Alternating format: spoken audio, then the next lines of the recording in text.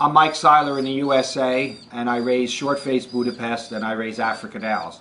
And at times, the youngsters give you a hard time and you have to hand feed them.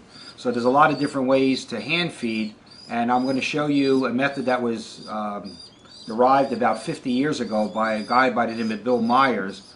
And what he did was he took fish tank tubing that has a 3/8 diameter, and he took a piece of plastic and he cut it off a foot long. And on one end of the tube, he melted it. He didn't close it off, but he left it so that it would be slightly smaller than the other end. And then what he did was he inserted it into a bulb like this, which could be taken from a baby enema or from an ear syringe. And what you do is you take the plastic and you shove it into the bulb, so now you have something like a baster. And what you do with this is you draw water up into the bulb, and then you get yourself some newer peas, because peas are round and they'll come out of the tube rather easily. So I'm using Canadian peas, and the peas have to be small enough to fit inside the tube, and the diameter at the end of the tube is 3/8 of an inch. And of course the peas have to be smaller than the tube to fit in, and you should use new peas. They can't be cracked, and they can't be scaling because they'll stick inside of the tube. And then what you do is you take your baby pigeon that's giving you a hard time learning how to eat, and you hold him and you gently open his mouth, and you place the tube past the opening, and you just drop the peas in on him. And if you wanted to give him more, you can give him some more. You shouldn't give them too much water because you could drown them. You can always add water later on. But if you want to feed him, and you don't want to feed him again until at night, you can feed him twice. And just try not to squeeze the crop, because you have water in there and you don't want to bring the water up and then make him choke on it. So you can just give it to him and he's absolutely fine. And this can be done on any size baby bird as long as you can fit the tube in.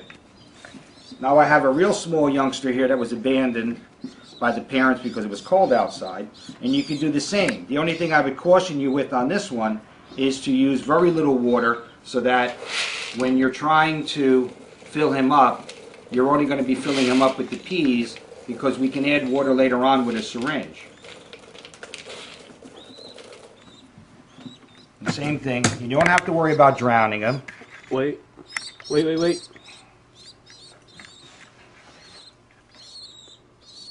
Go. Just open it up and drop the peas in, and he's good until tomorrow morning. No duress, nothing at all to be afraid of.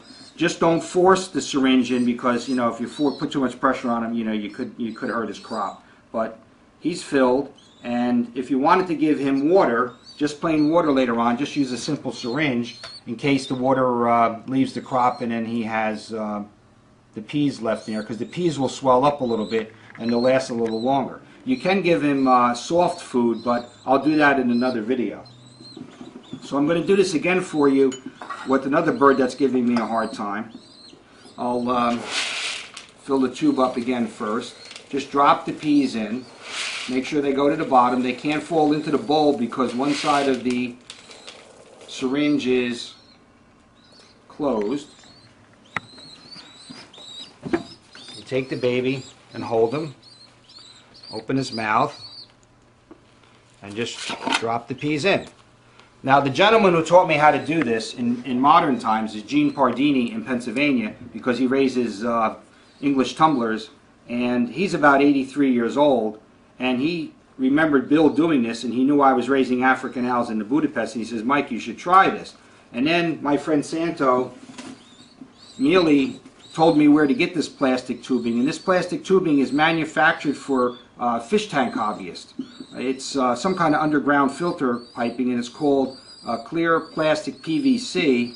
It comes 3 foot long. You cut it into 1 foot pieces. File off the end so that it's nice and smooth, so you're not going to cut the baby. And insert the other end, and like I said, you can warm it up on the stove. And you can feed as many times as you want, just by taking the peas and adding them in.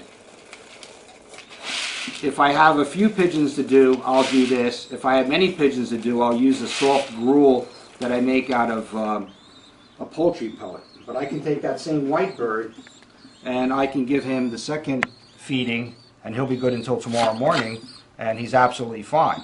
Of course, they fly away on you sometimes, but he should be eating on his own in a little bit, but at least he's full, and you get to save a real nice show specimen when you normally would lose him.